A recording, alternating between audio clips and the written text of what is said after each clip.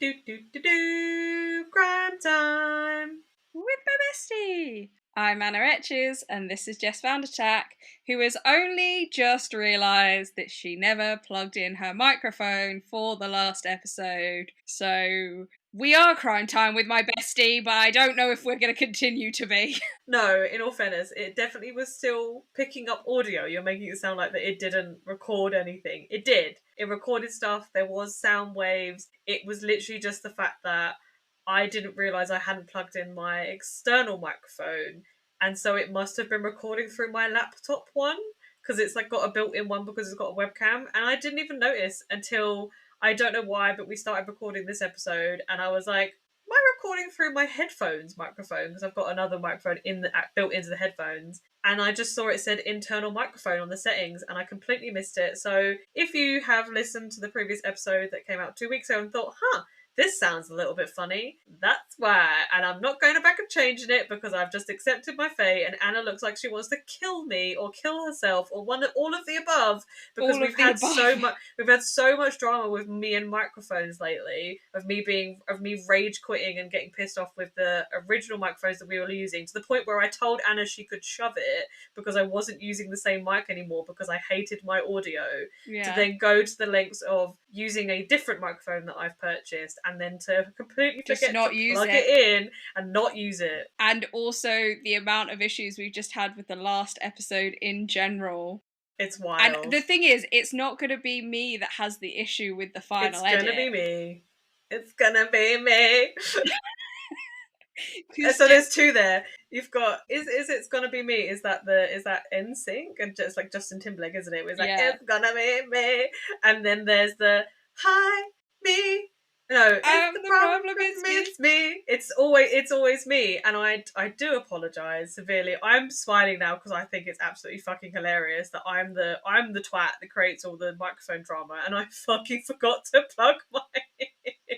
The thing is, I won't, if you edit the whole episode and you don't find any issues with it, it will be funny in retrospect, and it might be a remember to plug in your microphone tidbit. However, I can feel that you're gonna come to edit and you're gonna be like, I sound fucking shit, and I'm gonna be like, but we just have to. But that's because it's your problem. Yeah, we're not re-recording it. No, we re-recorded that episode like 3 times. So I do apologise, listeners. But if you thought that the last episode sounded disgusting, then Jess probably thought it sounded disgusting too. And it's just I just can't believe that. Thing is, I plug in quite a few things to my laptop, so I just forgot. So I plug in my headphones that are USB, I plug in an Ethernet cable, and I plug in the charger, and my brain just, and I even like my little like weird foamy board situation, I've made a little cut out of it to like push the microphone down into, because it's on an arm. So I got the microphone is there, it's in front of me, and I did not clock that it wasn't plugged into the laptop. And I think you were talking into the microphone. I was talking into the microphone quite significantly. I've even got like a little pop filter on it. It was all fucking pointless. The last episode is just... But we're past it now. Episode 22 was garbage fire. Now we're on episode 23. It was a fucking shit show. The episode itself was fine. The actual content was fine. But getting to the point of that episode being recorded, I think if we had realised whilst recording the episode that I hadn't plugged my microphone in, you would have come upstairs and strangled me. Yeah. And now that it's like in retrospect, as long as the episode exists and it's there, I accept my fate. I accept if it sounds garbage. It sounded like it existed when we were recording it, but I haven't gone back into it. I was just debating about whether to go and open Riverside and just check that it exists. Do you know what? If it's not there, we're skipping straight to this episode. We're just gonna say episode 22 didn't happen. You're not allowed it. It never existed. It was all garbage fire. Oh my god, that's so funny. But yeah, hi bestie. We'll post the trial episode instead of it or something. I don't know. We've mentioned this before, and I wonder whether listeners are wondering what the trial episode was, because we've always like teased it of like, maybe we'll just give you the trial episode one day, and maybe we will. Maybe we will. Maybe we'll have to. Maybe we'll have to, because fucking hell. Episode 22 was rough to get to the point where we had an episode 22. But we're here now. It's episode 23. Hi, bestie. I'm so sorry that I'm a fucking for everything that I've brought to your life Bestie. recently. Honestly. Apart from like the positives that I bring to your life in other ways, I'd say like 90% of life at the moment has been negative. Yeah, we are. We're scraping the bottom of the barrel. Yeah, remember, listeners, we put in the good things of the episode and of the week because we were struggling. We're back to that. We're back to that. We're absolutely scraping the bottom of the barrel trying to find good I think news. the thing is, whilst we are complainers as people, I think we're relatively positive in inverted commas people. Like, we're quite resilient. We have quite a lot of shit that goes on that we're just like, like, I think that sure, but I feel like we have to do that because the universe likes to play fuck with Anna and Jess on a regular basis. So I Yeah. feel like if we didn't put a positive spin on life, we'd be in a constant state of despair. Yeah. So it's like, fuck! Everything sucks. Everything's on fire. And then when it's not on fire, because maybe some like universal dog has taken a piss on us for a little bit to put it out. Like, sorry, I'm just gonna like sprinkle you with some urine to like put this out for a brief period, and then you're gonna combust at one point. Or it's like, you know those candles that you think you've blown out, Oh the yeah, fire you think's gone out and then it comes back. I feel like that's what kind of happened with episode 22, is that we had our research ready. I thought I was going to have to push that episode because I hadn't got my research done the night before, but I did it. I smashed it through in my lunch break. I was ready. I'd read through it. We were so there. We were feeling really proud of ourselves, and then the candle just lit back up and we had all those issues. Yeah, exactly. Dang. Anyways, do you want to give me the good news for the episode? Because I feel like we're just going to have to zip on past that little tidbit to start the episode, because otherwise I think, again, you very well may come upstairs and strangle me, and I might have to just immediately kick you out of the house once the episode is done. Actually, do you know what? I'm going to message... I think we went out and got KFC for dinner to try the pickle... Pickle? Why did I say it like that? The pickle specials, and I mentioned afterwards that we should maybe get a ice cream afterwards, like it's like a little sweet treat. I was about to say, text Sam, we need this ice cream post recording. What is your go-to flavour of a McFlurry? I don't know. Oh, really? You don't have the same thing every time? Flavor? A Smartie with an apple pie? I don't always... I would say probably a Smartie, but I don't always have McFlurries. I'm just going to peruse the specials, and then we'll get right into the podcast. A few moments later.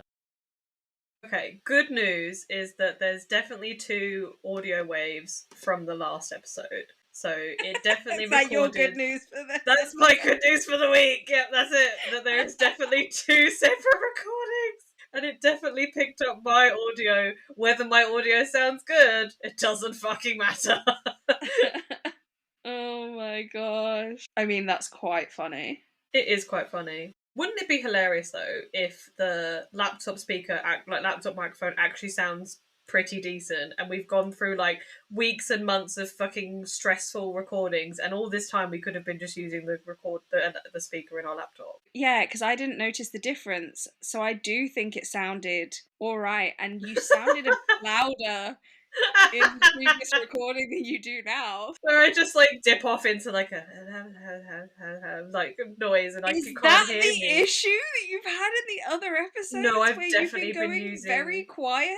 I've definitely been using the microphone and not my laptop. No, but that's what I'm saying. Is the microphone the issue? Did you do all of this for the microphone to be the fucking issue? No, because I've been using the big one now. And there was the red one that always dipped out. And I am really trying really hard today to not, like, talk like this.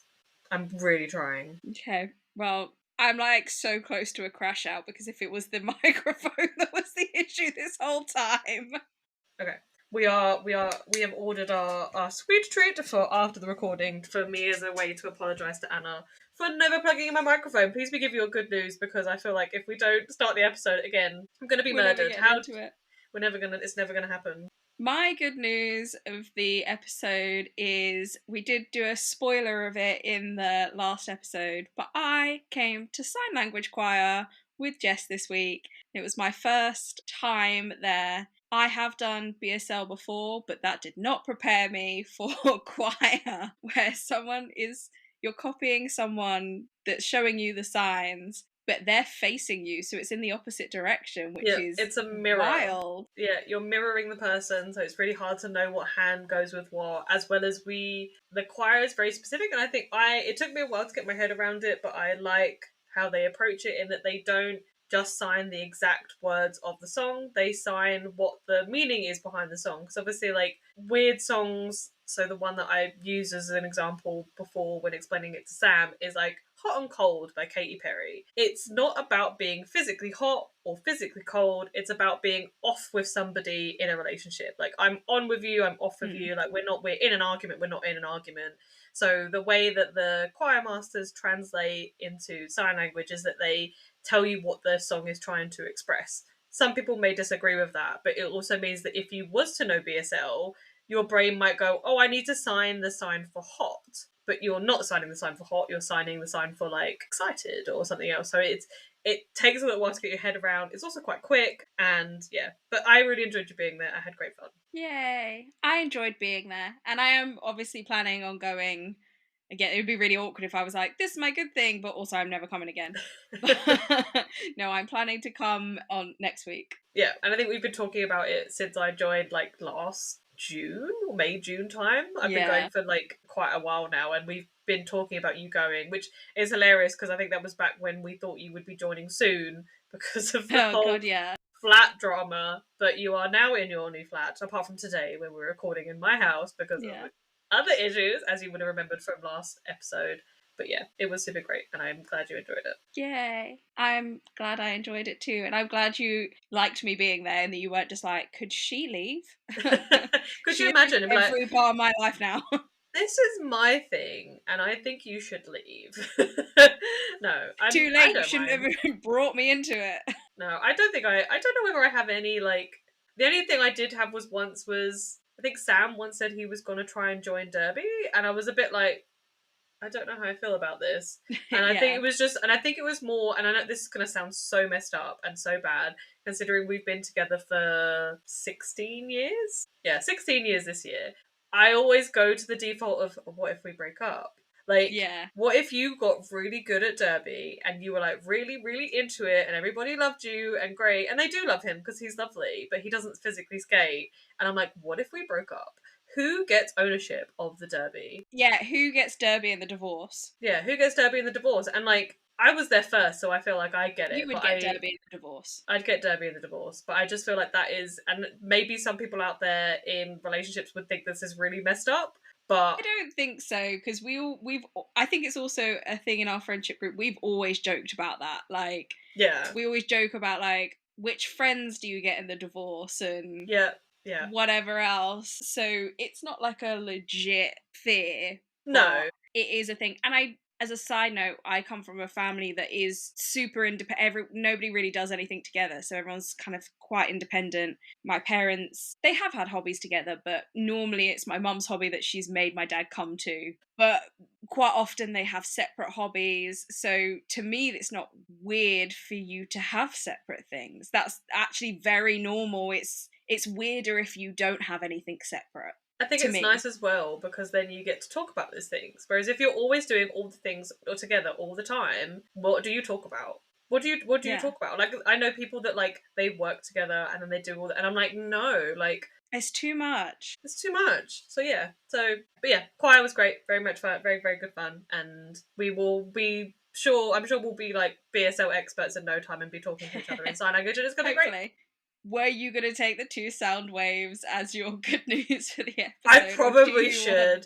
I will give the good news that I actually was going to give, but I will take the good news. I will double good news it with the fact that the episode that we just spent, and it was a long one as well, it took an hour and a half, which we weren't expecting, to have found out after all that I had fucking fucked up and not recorded a sound wave would have probably, I think I would have just, like, wouldn't even have bothered with this episode. I would have just been like, I'm sorry, but the podcast is done and we cannot continue anymore. I think there would have been a touch and go moment that we both would have been like, 1, either do we continue, or 2, we definitely would have had to have stopped for the night. We would have had to stop for a night, and I think you would have left, like, with a stern rage there would have been no McFlurries, and you would have been like, I don't think we need a break. Yeah, we as friends need a need to. break. If actually, could you delete my number for a bit?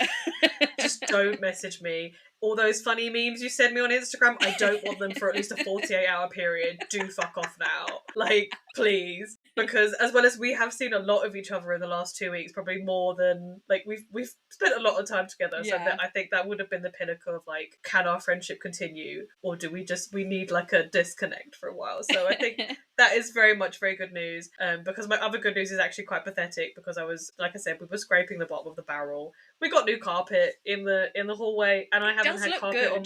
It looks very nice. I didn't plan to get new carpet. It was a nice sunny day, and we decided to go for a walk. And I was like, should we make it like a productive walk? Shall we walk down to the carpet shop and see if they have anything nice that's cheap? And we found something that is nice and cheap, and it's a bit weird, and I really like it. And from what it sounds really bad when you say it like this, but the guys that installed it said that it's like pub carpet. So it's a very like strong, sturdy carpet that will last a really long time because of the brand of what it is and where it typically gets used. But they said because of it, they're like, it will never like wear out. It will wear out before we decide that we stop liking it, if that makes sense. No, it will stop liking it before it wears out. And it's a very good carpet to have on stairs and hallway and landing, but it's also probably not like a typical carpet that you pick, but I really like it. And I haven't had as stair long as carpet. You like it. Yeah, I haven't had stair carpet for... We ripped it up basically the first week that we moved in because it smelled like dog. So it's nice to have carpet on my feet when I walk down the stairs. Yeah. So, and your stairs are kind of a bit steep as well, so I feel they're slippy. Like, I've definitely nearly... Like, I've been walking down them before and thought, oh, frick, if I slip right now, I will literally, like, probably break a bone or... And I'm normally walking down the stairs with, like, cups that are empty and things, and I'm just going to kill myself or break something. So, yeah, that was my good news. And not destroying our friendship over a podcast, you know. Kudos. Carpet and friendship. Yay! Fucking hell. Oh my god. I feel like we should probably jump straight into your teasers because I don't think anything else could get better than I was going to say, did you want my good news for the world? Oh yeah, sorry. Your good news for the world. Please tell me. So technically I have two because I didn't know which one was better when we originally did this. I thought they were both quite good. So the first one is a United Methodist pastor came out as trans and has received phenomenal amounts of support. Oh, that's really good. Especially in, like, religious spaces, like... Well, exactly. And I thought... not generalizing. Lots of religions are very accepting, but I feel like some can be, like, really anti-trans. So I'm really glad that for that person that they've been accepted into their... And still able to believe in the religion that they love.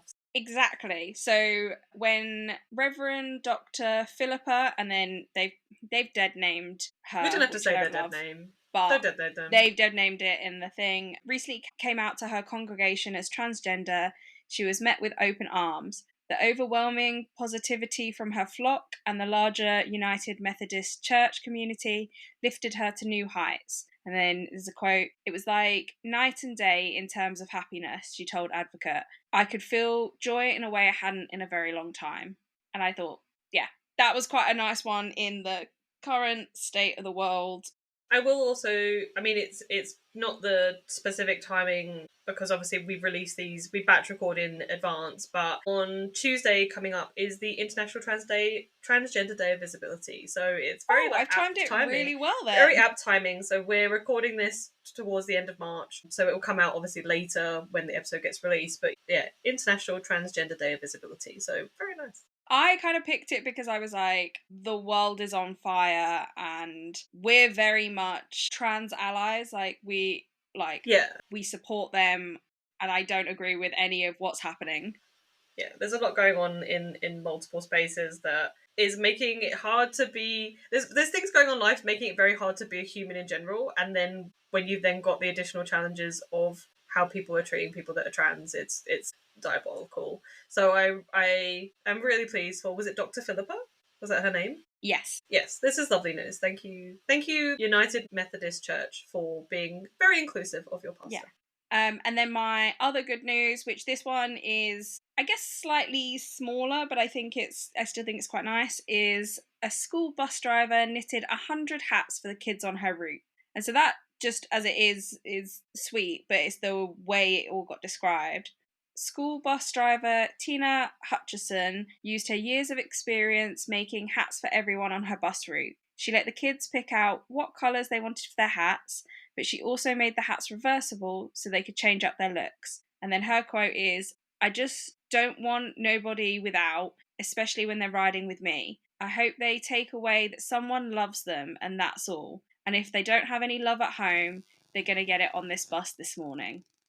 Oh, that's And I really just thought sweet. that was, the quote was what got me. I was just like, oh, like that's it. so nice. And it just makes everybody like feel the same. And when you're at school, it's really hard because sometimes you can be the person that has like, you know, kids can be mean, which is not nice. We don't want people to be mean, but like everybody then is the same. Everybody's got the same thing. Everybody's got the same hat, and it makes you feel part, like included and part of the same sort of like community. So that was really lovely. Yeah, the quote just got me, that I was like welling up because I was like, oh, making sure people are loved. Yeah, and that's two very good newses of the world of people showing that it only takes like one person or a few people to make a difference in somebody's life, and I think those are the good news of the world stories that we need right now, because like you said, everything's on fire and we need to look at the small wins where we can get them. Yeah, for sure. So, would you like me now to jump into my teasers? I want to, because you said when we did our last episode that I would hear the case in 20 minutes. So can I guess? Can I see if I remembered them? Yeah. Parachute. Yes. Army base. Just army, but yes. Army. Okay, army and gas lever. No. Gas valve. Gas valve. Oh, I was close. But close. You were very close. So it was parachute, army, gas valve. Nice. Okay. My sources for this episode are The Sunday Post, Pan Macmillan, 3 different BBC articles, Wikipedia, The Guardian, and fascinating horror YouTube video. Oh. Yeah.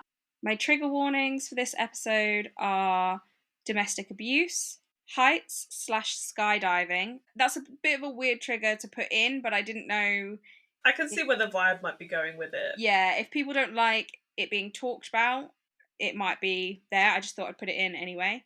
Gambling, attempted suffocation, and this is the one that we have discussed in other episodes, and I think you couldn't say it. The Ephebophilia? Ephebophilia. Yeah. Ephebile. Ephebophilia. Fuck it. Ephebophilia. Wait, pedophilia. Ephebophilia. So yeah. Sorry. Stop it. We're doing trigger warnings. Pay attention and be serious. Ephebile. Yeah. Yeah. Ephebophilia. But it is the sexual interest in those aged 15 to 18. Yes.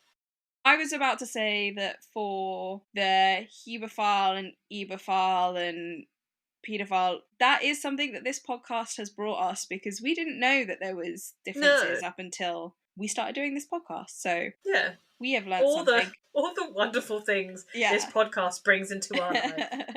There is a heightened sense of sarcasm in that sentence there. I mean, I do actually think this is a learning experience, but is it stuff that you always want to learn? I was going to say, and do we need to be learning this aggressively? Like, could it be like a slower progression? But it's fine. Apparently not. Trial by fire. It's all good. So I am doing the case of Victoria Cilliers. Have you heard of it? No, I will rule the day where one day we will go, yes, I've heard of this, and either we'll be both devastated or like, oh, it will, yeah. We'll still learn other things in it, I think, even if we do know the case. Yeah, for sure. But this case does have a Channel 4 documentary on it. And technically, in the meantime of the fire that was the last episode, I probably could have watched that documentary. But I didn't. I didn't think about it, if I'm honest. Well, if you, listener, have more, like, patience than we do, or get up and go, you could go watch that Channel 4 documentary. And you could. Maybe You could. And maybe they probably did a better job than we will, but we're going to try our absolute best. I am not going to tell you, I can't actually remember what the name of the documentary was, but I'm not going to tell you because of reasons. Okay. It reveals it. too much. Google it if you want to watch it. On April 5th, Easter Sunday, 2015, Victoria Cilliers prepared for a parachute jump. She was a successful parachutist, having started jumping at the age of 16 and had done over 2,600 jumps in the past, so this one should have been like any other. Did you say 2,600? Yeah. Oh my god. Wait, was she was a parachutist, or like it was her job, or she just did it for funsies? Think she did train to... I think she trained. I think it was part of her job, but it might not have been her job at this point in time. I can't remember. I googled it because I was curious. I'm sure that it would be that if you were training in it, you would probably do maybe more than one a day. But if you skydived every day for like every day of the year to reach 2,600, it would take you 7 years to get to that number. Well, she was in her 40s when this all happened. Oh, okay. So it doesn't necessarily have to be... she started learning at 16, so... Oh, okay. It's reasonable then. But that's every day for 7 years, but still. Please continue.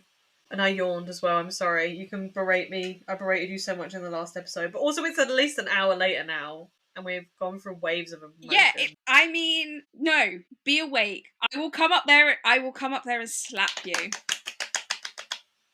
Okay. Victoria and her husband Emil had been having troubles for a little while, and Emil had suggested this jump as a way to cheer Victoria up. She saw the gift as an opportunity to turn over a new leaf. He was originally meant to come with Victoria, but had changed his mind at the last minute, claiming that they had no one to look after their kids, so she should go without him.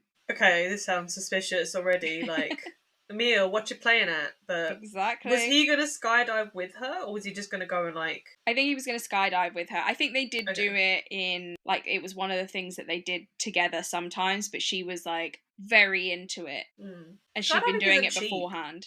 Did you say this is the UK? Yeah. Skydiving isn't cheap. No. What a hobby. What a hobby. I mean, if you have the money, why not? Yeah, I mean, that couldn't be me. I get scared if I'm stood on a stool, so... I can see, I've skydived once, and it was very, very good, and I would definitely do it again. I would do that over a bungee jump any day. I would do neither. No. Just no. Yeah, as long as I didn't, I suppose the only thing I say is as long as I didn't have to do it by myself. I think if I had to throw myself out of a plane, I'd chicken out. I had somebody attached to the back of me, and I'd make them do that. If I was on 2,600 jumps, me and my skydive buddy would be like bestest friends. Yeah. Like, let's go, buddy, we're going again. We're doing it again. The 7th year in a row, let's go. Just ring them up on a Monday. Are you free? You busy? Victoria commenced her jump over Salisbury Plain in southwest England from a height of 1,200 metres or 4,000 feet. The issues arose when she pulled her main parachute. The lines of the parachute were full of twists, making it unsafe and unusable, so she cut it away and attempted to deploy her reserve parachute, but it didn't work. Victoria was plummeting to earth with no parachutes to slow her fall. So this is the perfect time. We're going to get into the background of these people. Oh, did she, wait, you're not going to tell me what happened to her? Nope. I don't like these notes today. I know we like to build suspense, but that feels really mean. It's like, did she plummet towards the earth and die? You're not going to know until I give you all the details of their sordid history. That's mean. You're mean. Is this payback for the microphone thing? Yeah, before I even knew about the microphone thing. Yeah, like Jess has been a bitch lately, and there needs to be some justice. Can you imagine? And I do it through the podcast. We've had a bad day and we've disagreed with each other, and you're just like, well, I'm going to pay you back when we next do the episode. I'm going to make it really fucking suspenseful. You love the suspense. I love the suspense, but it's going to irritate me to no end that I don't know whether she's dead or not. But please, give me the background. Go on, go ahead. Ruin my day. So now we're going to jump back a bit, and I'm going to tell you the background between Victoria and Emil. Emil had previously been married to a woman named Carly, and I think that was around the year 2000. but I can't find anywhere that says it specifically. But he had 2 children with her. Some sources say he had 2 children before that as well, but it didn't seem very consistent in every source. But he either has 2 or 4 children at this point before he meets Victoria. He decided to join the army as he dreamed of being an SAS soldier, but instead he completed a physical instructor's training course and joined the Royal Army Physical Training Corps and rose to the rank of sergeant. In January 2009, he got into a skiing accident and ended up having to see the army's physio, who was none other than Victoria. Okay. So she was a physio at that point, but I just don't know if she also did the skydiving as like kind of a job. Right. Okay, that makes sense. In the sources, it was unclear exactly when Emil and Carly broke up, but Victoria and Emil began dating in March 2010. They got married in 2011. Does it say how he broke up from Carly? No, it doesn't. Okay. It So at just some says point- that they broke up. It just says they broke up and then he meets Victoria and now they're in love and they get married. Well, I think he meets Victoria, then him and Carly break up. Okay. But I don't know if him and Victoria have started dating Okay. before he breaks up with Carly or after. Okay. That's unclear. But Emil and Carly. Sorry, I'm confused the I'm situation now. confused. Emil and Victoria get married in 2011, and Emil earned the money he used to save for the wedding by packing parachutes. Oh, come on, he fucking killed her. Like, it's just like, it's a setup, right? I don't know. You do know. I do know, I wrote the notes.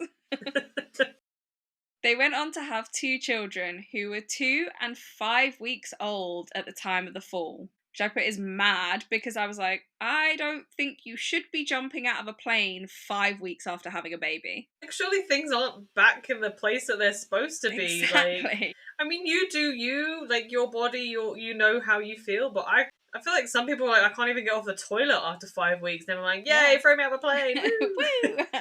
Yeah, I don't think I'd be doing anything. I'd be using it as an excuse up until they're like 15. I did things, my body created you, like. Yeah.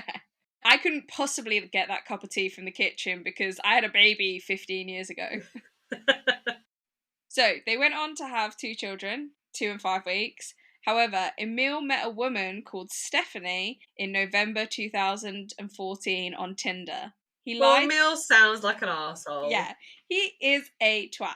So he's got 2 children from his previous relationship with Carly, 2 children with Victoria, and possibly 2 children that we're not sure about. And now he's busting it up on Twitter. Twitter? No, Tinder. Which is bad because it means he's cheating. Yeah. Unless him and Victoria have decided on an open relationship. But this is all No, bad. of course they haven't. Of course they haven't. Well, Emil, you're a twat. He is very much a twat.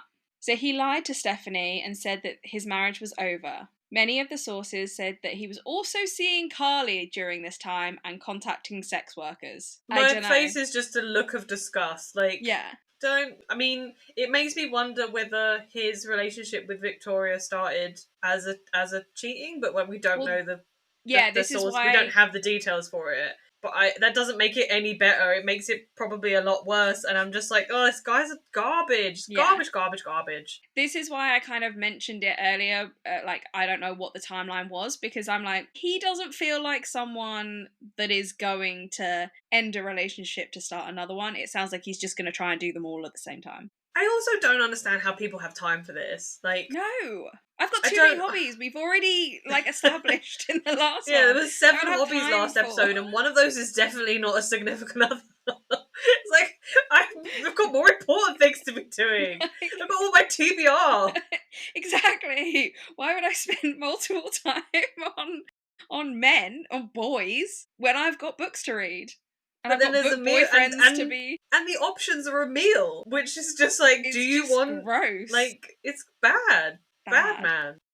Victoria had her suspicions of his actions during this time. He would often disappear for long periods at a time, and he became incredibly cagey about his phone, either keeping it away from her or becoming really aggressive when she was near it. She also found condoms in the house and in the car. So he's not even being subtle about it. No, not saying that we want people to be subtle when they're cheating, because then how will we find out that they're cheating? But at the same time, I'm like, you just stop caring at that point. Like, Yeah. you just don't care about your partner. You don't care if you hurt them. It's just such garbage behavior. No, it's especially like she's having your children and she's pregnant with your, at this point that he's cheating on her now, she's pregnant with their child. Oh, the second child. Yeah, the second one. Yeah. Even get fucked. One of Victoria's friends also accused him of sending inappropriate messages to her 16-year-old daughter. Well, I see now why we've got the trigger warning of Ephebophilia, Yeah. or whatever it is, which is just fan-fucking-tastic. Yeah. I mean, that is all that we kind of get on that, but I wanted it as a trigger warning anyway because it is mentioned and he's awful. So... Yep. I can see where this could end up. So please continue. Do you want to do it? Do you want to guess? Well, the one that's throwing me off is gas lever. It was gas valve. Was it gas valve? So I'm army because I'm assuming that because they met in the army. Yeah. Sorry. Yeah. That and also I I was looking at my notes because I was trying to work out where something was. Is it where gas valve is? Just maybe. But yeah, and then I'm like parachute. Obviously, she's parachuting. So like those two triggers make sense. It's the gas valve that's one that's throwing me off. So my brain is like, okay, he's decided to kill her because it's easier somehow to kill your wife or significant other or whatever than it is to just get divorced. Of course. Or break up. So, we go straight to murder, obviously. So she's gone for her jump. He's set up her parachute and he's attempted to kill her or has killed her because you just left us on a fucking cliffhanger. But I need to understand what the gas valve is because I'm like 95% certain that that's what's happened. I do wonder though, if he set up this thing and he decided not to go, how did he get her parachute to be all like fucked up? So I'm like, wouldn't the other people that work in the parachuting place or the skydiving place have checked the parachute? Does she have her own personal parachute? And he's like, oh, here is the parachute that I got ready for you. Because that's just setting yourself up to be found out, Emil. I don't know. Yes, you do. Except I do know. Stop lying. To be fair, I'm just as bad in my episodes. I'm like, I don't know what you want me to say. What's this extra 2 pages of research that I did? Okay, carry on. It's almost like we've looked up this case. It's almost like we're a true crime podcast. And because he's all round awful, Emil was racking up debt during this time and doing things like excessive spending on hobbies and taking his girlfriend on all-exclusive holidays when Victoria was pregnant. Apparently, he was in £22,000 worth of debt. Oh, for God's sake. Which also, I mean, you've kind of worked out what's happening. Also, isn't that much debt to do what he's doing for? Oh, what, as in, like, he's killed her to cover up the fact that he's, like, because he's in such a bad way for £22,000 of debt, and the only logical solution is to murder your wife. They were married, right, wife? Yeah. Yeah. Married. No, I'm sorry. Like, you can... £22,000 worth of debt is not a small figure. No, but you could get around it. We're also in the UK. There is multiple ways of helping people out of debt, like government things and stuff. You can declare bankruptcy. It's not ideal, but it's a thing, and we do it as a country if people end up in bad financial situations. But at the same time, you don't need to kill somebody over it. If you were like, oh my god, I'm in £400,000 worth of debt, I'd be like, how the fuckity fuck for one. And then how do you get yourself out of that, man? Like, how do you get yourself out of that? But you can, 22,000 is like that. Kind of, I would say average. I don't know what debt people are in, but that's not like, it's not uncommon. Like they it's not. So it's not something that nobody has ever done. Yeah. And they didn't go and kill their wife because of it. Exactly. Now, Victoria had a £120,000 life insurance policy. And what do we get when we combine a partner in debt and a life insurance policy? We get a murder. And I put, yes, Emil was behind the issues with the parachutes. Of course he was. What? Are we all shocked? I've got to admit as well, though, like, he's not been too clever if he's got experience in parachute setting up. And, yeah, there's if I was a person that was looking over this case, and they always say it's immediately the husband anyways, like that's the first suspect. Like, I suppose you could say like, oh, it was just an accident, a parachute didn't deploy. But I'd still be a little bit suspicious. Yeah. Yeah, just a tiny bit. Just a tiny bit suspicious. The week before the jump, Emil had also made another attempt at Victoria's life by loosening the gas valve in the kitchen to cause a leak. Oh, gas valve. Gas valve. Luckily, Victoria smelt the leak and left the house. A few moments later. We just had a little interruption, but it might be Sam with our ice creams. So what was that phone voice? It was such a phone voice. Like, we've just had a little interruption, listeners. attention, listeners. We've just had a minor interruption because Jess's husband has brought home ice creams at the time that we told him to come home, and we're still not finished talking because we don't know how to shut up. Did you not love it? I did. It was great. So I'm going to go from that she smelt the leak. Oh yeah. Okay. Luckily, Victoria smelt the leak and left the house. Though, she suspected her husband of tampering with it as she texted him, "Are you trying to kill me?" Sources differ, though, on whether she meant this as a joke or not. I was going to say, I wouldn't immediately assume that if there was a gas leak in my house that my husband was trying to kill me. Is it? You're not in an abusive relationship, though. Has they said he's abusive? They've said he's cheating and Tinder and stuff like that. Did I put this in? Have we missed a whole thread because you've not included it? Give us the rundown. Like the TLDR. Unsure where or when I've put it in. But he's not a nice guy, and I think he is abusive. I think he is quite like now I don't know whether I think it's he fine. is. I think he is. I think I've read it somewhere that he was quite like, it was more kind of like mentally abusive. Okay, that's fine. It was just one of those things where if I'd figured out that my partner was cheating and had heard all these, they'd been doing bad things and going off with other people and possibly dating their exes and blah, blah, blah, my immediate thought wouldn't be, oh, now he's going to kill me. So if I then had a gas leak, I would just sort of put it down to being bad luck. But yeah. if there's other stuff going on, then I get it. But I do, like you said, why would you joke about that? And did she have an inkling that actually it was him? Yeah, sorry, I'm trying to look through to see if I've put something in, but I can't really It might come remember. up later, and sure, it's fine. Yeah. Anyway, it differs. Some make it sound like, some of the sources make it sound like she knew, and some of the sources made it sound like, oh, she asked it as a joke. So, where do you feel like this is going at this moment in time? I have this weird feeling that she manages to survive. I don't know. I have a feeling that maybe I've heard the story in a distant memory in the news and she lives and therefore is able to kind of go, well, I think my husband did this. But there's another point that just makes me think the police see the evidence on the phone or something like that and then they go, haha, we're just going to investigate you because we think your wife's death is suspicious. Okay. Now, there is something I've been hiding from you during this story.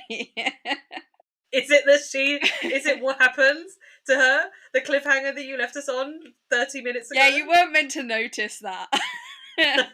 How the fuck? Like, I know I could be pretty dense sometimes, but how was I meant to notice you being like, well, we're just going to pretend that I've concluded this sentence of what happens to her and give you the backstory? I said she was plummeting to Earth. Oh yeah, because everyone survives that. Well, miraculously, Victoria survives the fall that was meant to end her life. Her survival was described as near miracle. Yeah. Sorry, a near miracle. Yeah, because funny enough, when you plummet 4,000 feet from, air, you're probably going to die. You're probably going to die, but not always. There are, in the YouTube video that I watched, there are people that have fallen from higher heights and survived. Oh. It's kind of dependent on what you fall on and kind of how you fall. So what did she land on something? Yeah, next sentence. Oh, okay. It is believed that some of the reasons she survived were the soft soil of the recently ploughed field that she landed on and her weight. She was a slimmer woman, and I guess that changes the force in which she landed. I guess so. Less like, what's it? The mechanics that we did at school, which was like mass times gravity equals force or something. Yeah. But it's like, they mentioned it, but they didn't say kind of why her weight, but I think it's, just less force. But it's specifically like the field that she landed in was recently been ploughed, so it was all soft as it can be when you land on. Made a nice little sort of like soft bed. Yeah. Which And then, would not be pleasant in, No. flying towards the ground. Nobody's thinking, oh, look, lovely soil pillow. yeah. Ooh, this sounds fun. But there is, there was in the YouTube video, there was a guy that fell out of a plane that was higher than her plane. He landed on some trees and then snow, and he came away with, I think he only had like a scratch or something. He basically had no injuries. That's wild. Yeah. Because that had, both the two things had like slowed his fall enough. But I crazy. think they're still pretty impressive, but Mm. yeah, maybe I have a vague recollection of this in the news then, of this woman that survived falling from a plane. Yeah. You must have, because I otherwise. must do, because otherwise why would I assume that you survive having no Yeah. parachute and hitting the ground full force? Yeah. There were witnesses to this fall. One witness said the reserve canopy looked like a bag of washing, whilst another said that Victoria was being thrown around like a rag doll. Everyone was sure she had died in the fall, so much so that a body bag was brought to the scene. Oh, that's really morbid. Really morbid. But, I mean, again, most people aren't just going to assume, oh yeah, you're fine if you've dropped out of the sky. She didn't come out of the incident unscathed, though. She suffered fractures to her pelvis, several vertebrae, and ribs. Emil was in the hospital whilst Victoria recovered, but he was as distant as ever and constantly texting his girlfriend about how much he loved her. Oh, that's... no, thank you. No, thank you. A police investigation was opened as to why both parachutes failed. Was it a freak accident, or had someone tampered with them? And then there's a couple of quotes here. A US company has built and sold more than 40,000 reserve parachute canopies with slinks fitted. There have been no known issues with them failing anywhere in the world. The British Parachute Association held a board of inquiry and concluded that between 2005 and 2014, about 2,300,000 sports parachute descents were made in the UK, and there has never been an instance of both the main and reserve failing. I mean, that is some statistic that you can't really disagree with. No, there's over 2 million jumps and never have both failed. Yeah. He messed up royally. Exactly. And this is two separate quotes. So there's a US company that makes them that says that they've sold more than 40,000 reserve parachutes and there's never been an issue. And parachutes are sorry to interrupt, but they're reused. They're not like one parachute per jump. Even though it's only 40,000, you think, oh, statistically that's not that many parachutes, but more than likely those 40,000 have had multiple jumps, and that's where you get the 2 million statistic from. Yeah. Because it's not like you've got 2 million parachutes that have been sold. It's probably the same however many parachutes that are in circulation that have been used again and again and again, and then they obviously just keep testing them for safety to make sure that they're still safe to use. Yeah, exactly. And it's so... Yeah, there has never been any issues. And yet... Yeah. Somehow there is. And that's obviously why they have the main parachute and then the reserve parachute. Because I'm sure there might have been cases where the main parachute has failed. Yeah. But there's probably not been... There is things that can happen, but I think it's so unlikely, but near impossible. It's so unlikely for one to not work that for both of them to not work is near impossible. Yeah, for sure. Additionally, experts found that 2 out of the 4 slings, which is the bit that keep the harness attached to the parachute, were missing. So 2 of them out of the 4 were missing. All the evidence pointed to Emil as the attempted murderer. The evidence, the motive, and the opportunity. Detectives discovered his infidelity and his debt and arrested him on the 28th of April. Further investigation, they found that the parachute Victoria had used that day had been hired out the day before. Oh, sorry. This was going to be my thing of how did he make it so that her parachute was the one that he could guarantee that it was the one that she used, and now it all makes sense. There is there was in some sources that they were meant to go on this jump the day before, but then I don't know how he kind of would have worked out this parachute thing the day before. But in this case, it just says they believed that Emil had taken it into a toilet, sabotaged it, and then stored it in a locker ready for the next day. That's terrible. And normally you wouldn't be able to do that. I don't know quite. I think just maybe because they were such regulars. Normally you would have to give it back in and get it checked again. But... Yeah. It's one of those things again where it's such an unusual, and obviously no, she has attempted murder, I suppose, rather than murder, but it's like when you find out that someone's gone and bought like rope, a tarp, and all these things that are like, it's a murder kit. Like, he's really not thought about the fact that lots of this can be traced back to him. Yeah. Like, there would have been a record of him checking it out. There would have been a record of him like keeping it overnight. And there's so many levels of stupid here. It just doesn't make any sense. Yeah, like at least the gas valve, I suppose could have. He really. I'll tell you in a minute, but he royally fucked that one up too. Oh, cool. Glad that he's stupid in all levels. But that one you could have maybe done that. Like, that could have maybe been an accident, but this one, no. Emile faced 2 trials. One in October 2017, where the jury failed to reach a verdict, and one in May 2018. And I don't know which of the trials the following quotes came from and the information, but it's from one of them. When questioned about the gas valve, Emile denied touching it because he insisted he didn't have any experience with gas and suggested that maybe the vibrations from a nearby building work caused the valve to open. However, so there's this next bit, and also in some of the other sources it said that he cut his hand whilst opening this gas valve, and there was his blood on the gas valve and underneath it. And I think I was trying to be quick with my notes and I didn't put it in, but like, it was, you know, when you're like, you've literally left evidence there. He left evidence on there. it. And it was on his way home from work that very day that he suggested going for the parachute jump to Victoria. So like, when he realised it didn't work, he suggested, oh, let's go on a parachute jump. So you've not died from the gas valve situation, but I immediately need to set you up with another thing that's going to kill you. Basically.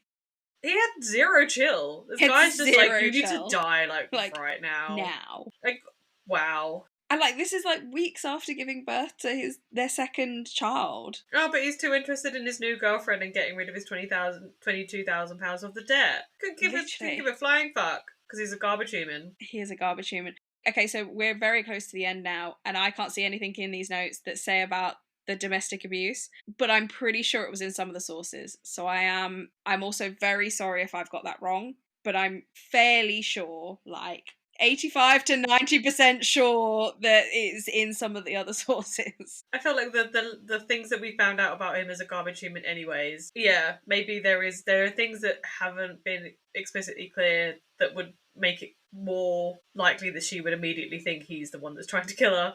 Yeah.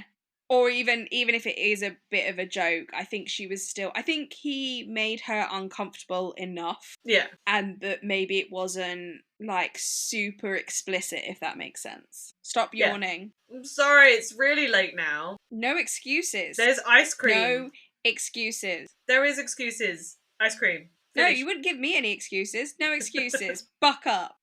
He was found guilty on 2 counts of attempted murder, discharged from the army, and sentenced to life imprisonment with a minimum term of 18 years. He's currently serving in HM Dovegate Prison in Staffordshire. In sentencing, Mr. Justice Sweeney told Emile he was of quite exceptional callousness and a person that would stop at nothing to gratify your own desires. And that is the survival story of Victoria Cilliers, and the tag that comes up when you Google it is the sabotage parachute. I get it. Nice. Very good. It was a very good case. I feel like I've maybe have a vague recollection of it within the news, and I think I might have heard about either a documentary or the tagline floating around. Yeah. But yeah. I wouldn't be surprised. The documentary is on Channel 4, and this was all happening in 2015. Yeah.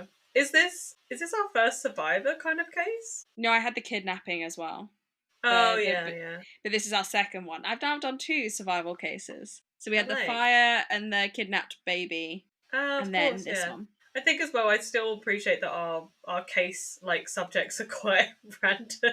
Yeah. And they're still true crime based, because obviously we're crime time, not murder time with my bestie. So yeah, I like it. Yeah. Thank you so much. I mean, it was an attempted murder, and even in the other case it was a kidnapping, so I would still count them under the same, even if it was like, I mean, it wouldn't be murder time with my bestie, but whatever. No, it was definitely not a bad thing. But no, I really liked it. Thank you. That's okay. It was kind of a nice, shortish one.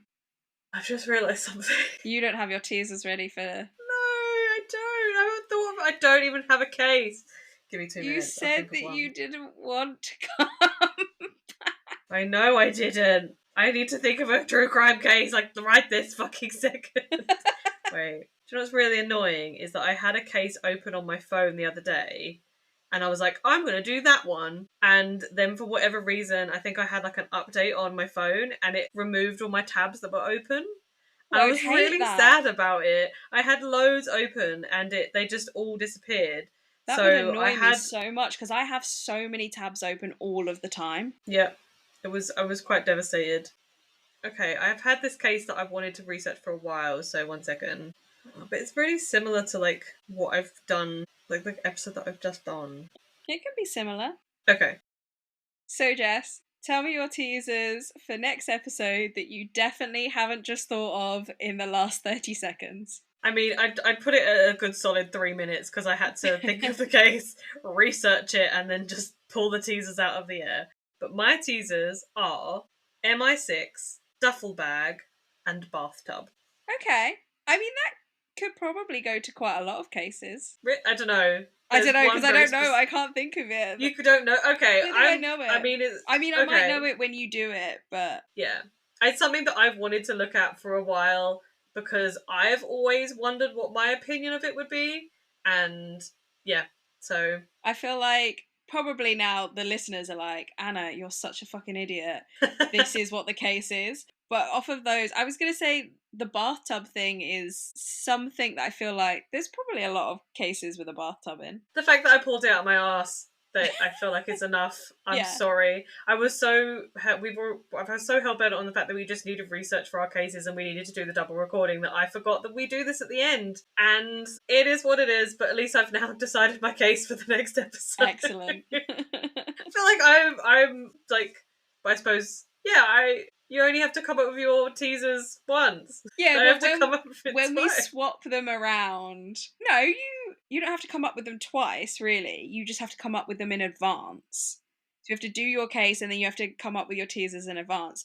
But when we potentially swap around our double recordings, because at the moment it kind of like we do them so that there's probably slightly less time between when you record and when your edit needs to go out. We have floated the idea for the listeners that at some point we'll swap them around for our benefit. Like it won't change for the listeners, but for our recording schedule, it would be mine first and then Jess's, which we might do in the future. But then it will be even and I'll have to do it. And then you'll realise at the end of 2.5 hours of recording that you've forgotten to think of your teasers an episode. But yeah. Well, thank you for your episode. Okay. It's very, very good. Very appreciated. And if you want to show your appreciation for this episode, you can like, rate, review, subscribe, download, and show us all your love for the podcast on all of the platforms. But if you specifically want to catch us on our main platforms, we are on Spotify, Apple Podcasts, and YouTube. And if you want to catch some silliness that we do, we sometimes do silly little reels and we have a lot of fun making them. You can catch us on Instagram, TikTok, and Facebook, where we are Crime Time with my bestie on all of the above. Thank you so much, bestie, for this episode. Thank you so much for listening. And thank you, listeners, for also listening. I hope you guys enjoyed it. Bye, bestie. Bye, bestie. Bye. Bye. Maybe. We need ice cream. Like, wrap it up. Right, whatever, bloopers. We're still recording. Shut up! I was going to do a next one. No, that was it. No, whatever bloopers. Whatever bloopers. Ice cream! Yeah, I've told... Sam's not answering, but I have told him, would you also like an apple pie? Yes. This could be great bloopers. Please. This is great podcasting content. Yeah, mini egg. Yeah. And I have to keep my tone at the same. I am this level at all times, apart from when I'm screaming, and then we're going up an octave. Yeah. Ooh. Also, the source which I went ooh to, and then followed by those triggers. Once again, I'm really setting myself up for fucking failure. So. No, Sam's home. Fuck's sake, Sam. Has he got our ice creams? He better fucking have. But then it's gonna melt. We're gonna have to have like a mini podcast break. No, you're gonna have to put them in the freezer. I'm just getting to the good bit. We got a page and a half. How quickly are we going to get through that? What do we do? Do I tell him to stay outside? Did you get ice cream? Yeah, we need to know whether he got ice cream to whether he's allowed back in. Mm. If he got ice cream, he can come back in to put it in the freezer. If he didn't get ice cream, he has to stay outside. Oh, he's just texted me saying, is it safe to come in? No, and you ruined our podcast. Podcasting is hard. Oh, TikTok. Sorry, I forgot for a second.